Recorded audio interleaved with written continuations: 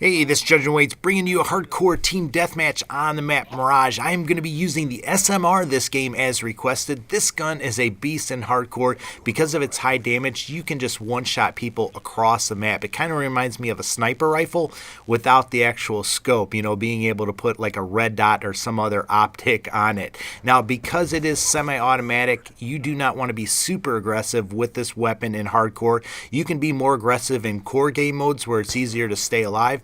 But in hardcore game modes where it's so easy to die, you have to be really careful with this weapon. So you want to be picking people off in their spawns and actually being methodical as you're moving. So you want to aim down your sights while you're going around corners and just being careful with that. So I'd recommend adding a stock to this weapon that's going to let you strafe left and right or come around a corner while you're aimed down sight quicker. I'd also recommend either using a reflex sight so you can pick people off across the map, or put on the quick draw grip. That way you can get to that aim down sight position and take people on. You do not want to be hip firing this weapon.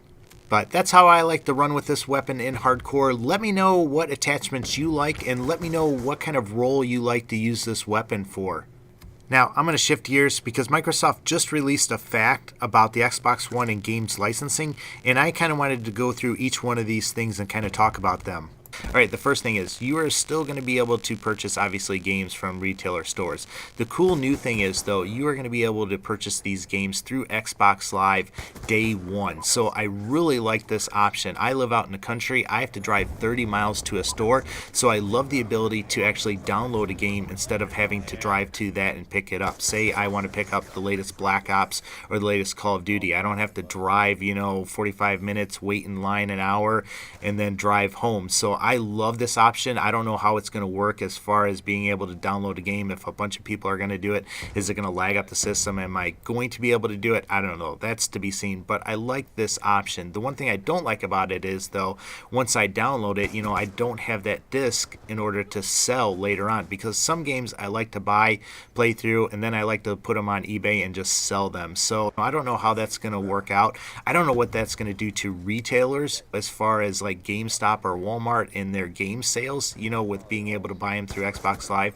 But that should be interesting. I don't know if they're going to add more incentives to actually buy the disc version.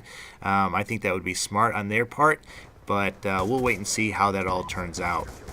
Now, the second thing that they told us is, say I purchase a game at my house, install it and everything like that, I can actually go to my dad's house, who lives 2 states away, and with my gamer tag, I will be able to download that game and actually play it on my dad's Xbox One under my gamer tag. So I like being able to do that. I don't have to actually bring discs with me or worry about, having something downloaded on one Xbox One and not being able to play it on the next one. So I like that. I also like that now you are going to be able to have a game on your Xbox One, and no matter who comes over with their gamer tag, they are going to be able to play that game.